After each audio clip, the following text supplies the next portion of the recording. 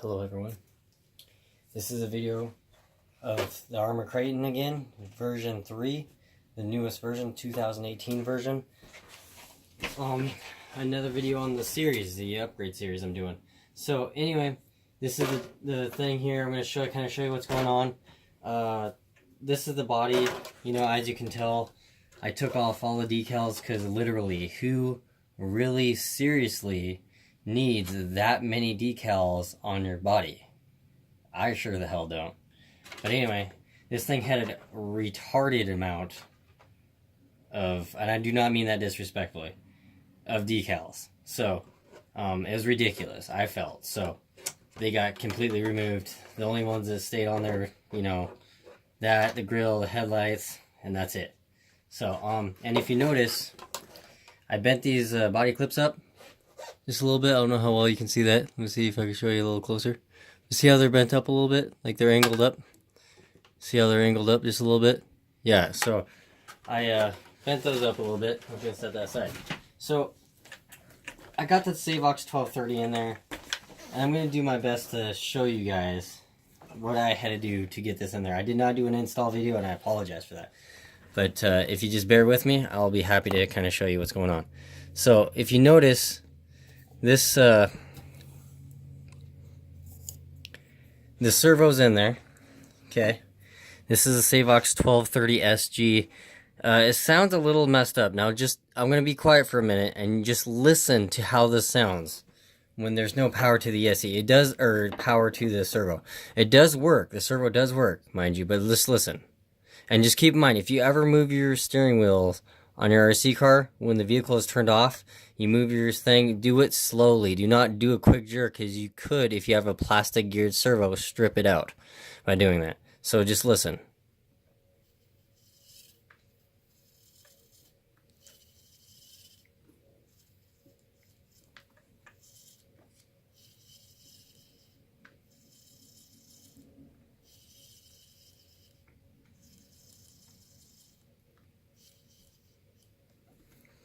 It's probably hard to tell on camera, but it does sound and feel a speck gritty. So, I don't know. I may have to contact Savox on that. But, as you know, I got the RPM front and rear A-arms. I had to space up this servo a little bit, the mounting bracket.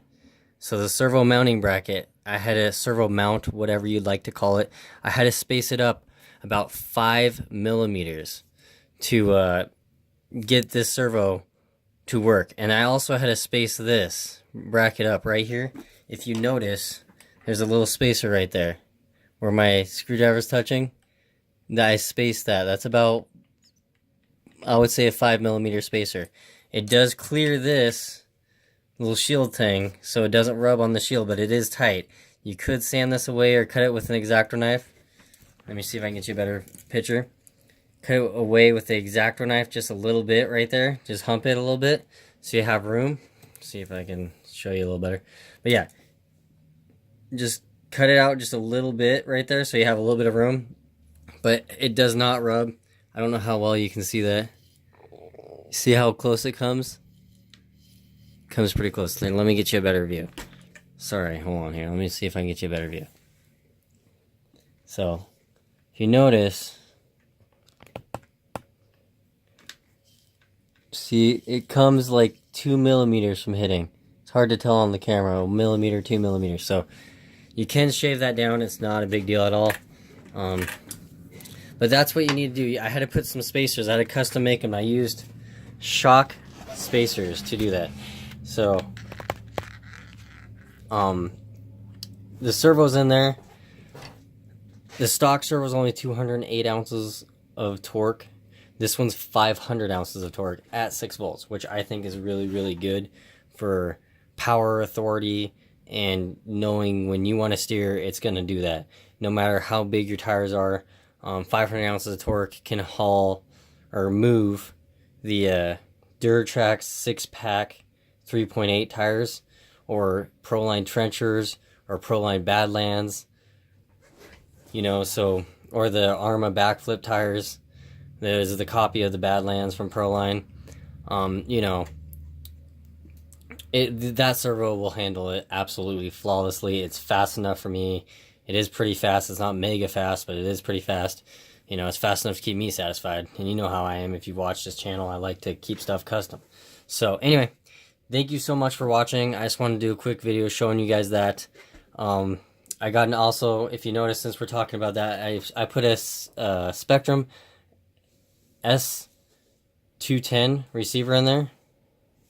So, I think it's the SR210 is what it is, but yeah, I got an antenna tube in there, and this just goes to show you, you can mount a different receiver in there. Ask God 2 channel. See that little grub screw? It does not come with a grub screw. That grub screw right there, I had to find that out of an old pinion gear for a mini E-Revo brushless I had a while back. I sold it, but that was a grub screw from pinion gear I found, and it works. But like I say, any grub screw really tiny will fit. It's 1/16 size is the Allen size on this one. So yeah, anyway, I just want to show you it does work, and it looks clean. It's in there tight.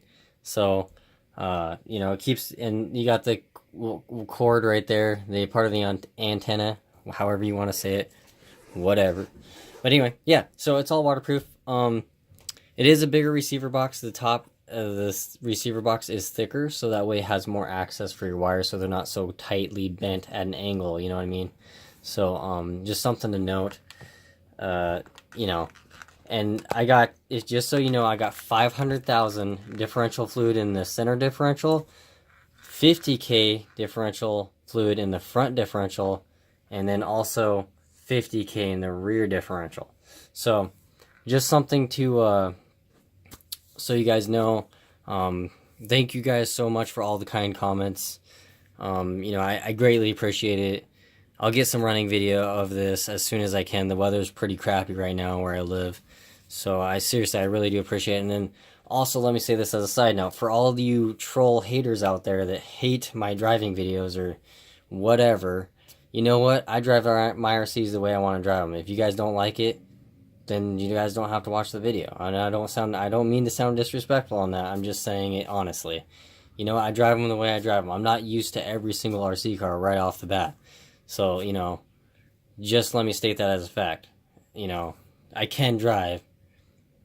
The Traxxas stock electronics are garbage. I don't care what anyone says. That's a fact right there. So anyway, but yeah, so I'm pretty excited. But I just wanted to do a quick video kind of showing you guys what you need to do to get that servo in. I apologize I didn't do an install video. You just got to put spacers on the bottom of the mount. And you just put, and I use the factory screws. Let me flip this thing up so I can show you here.